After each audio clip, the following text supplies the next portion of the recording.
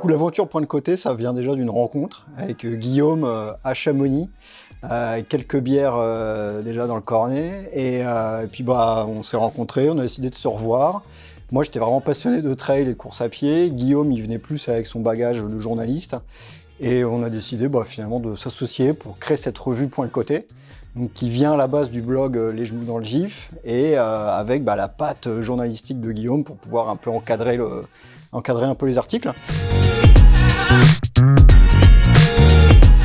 D'abord, il est annuel et il n'a pas de publicité, donc déjà ça change complètement la dynamique. Et le fait qu'il n'ait pas de publicité, ça ne veut pas dire que tout le monde est bénévole, au contraire, tout le monde est payé.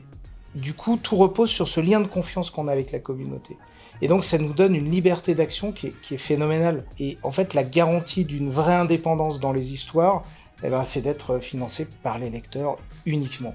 Nous, on adore ce sport, on a envie d'en parler, et on le fait en toute liberté en choisissant par exemple des athlètes qui ne sont pas sponsorisés. Dans le numéro 3, on a un agriculteur qui fait du trail. Voilà.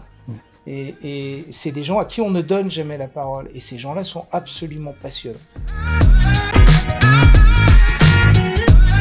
Et on va toujours retrouver dans ce nouveau numéro toujours cette, ce côté à la fois humoristique avec des articles vraiment pour rigoler, un peu dans le ton de ce qu'on retrouve donc sur le blog Les Genoux dans le Gif et sur les réseaux sociaux, mais aussi des articles, comme disait Guillaume, des articles assez sérieux. Et on a aussi des investigations, on a aussi des interviews, comme disait Guillaume, de personnalités pas forcément mises en avant.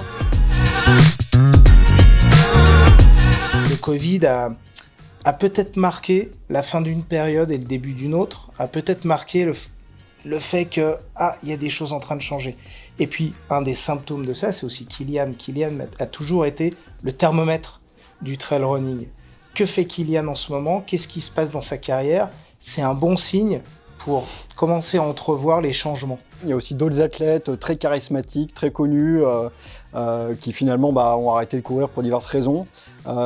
Tous ces champions sont remplacés évidemment par des jeunes qui poussent, mais qui ont peut-être pas le charisme que pouvait avoir un Anton Coupriquin, un Kylian Jornet. Et puis aussi, effectivement, le Covid, l'annulation des courses. Il y a des courses là qui devaient avoir lieu, ça fait 2 ans de suite qu'elles sont annulées. On voit qu'il y a beaucoup plus en plus de défis personnels, des gens qui simplement vont partir avec leur sac à dos, aller courir une journée ou aller courir 3 jours, une semaine. Je ne pense pas que le trail va s'effondrer, mais il y a évidemment un tournant qui est en train de se passer. Il y a de plus en plus de pratiquants. Alors après, j'ai pas les chiffres en tête, mais par exemple, une application comme Strava s'est amusée justement à recenser les activités sur l'année 2020 qui avaient été pourtant touchées par la pandémie. Et on voyait qu'en fait, il y avait énormément d'activités, beaucoup plus que les autres années. Donc oui, non, ça continue. Il y a de plus en plus de pratiquants. Là-dessus, c'est plutôt une bonne chose parce qu'ils découvrent un sport qui est quand même, à mon sens, le sport le plus stylé de l'univers. Ce qui est frappant dans ces grandes courses type UTMB ou Maxi Race, c'est cette énergie collective. C'est des dizaines, on parle de 10 000, 12 000, 15 000 personnes avec les accompagnants qui se réunissent pour un seul but, qui est de prendre le départ, d'aller courir dans la montagne, en basket, en short, et de revenir. Enfin, c'est une super belle énergie. Après, dans Point de Côté, on s'intéresse beaucoup plus aux aventures humaines liées au trail. Donc le Point de Côté numéro 4, le nouveau numéro, est disponible en précommande jusqu'au 31 mai sur notre site internet www.pointdecoté.fr.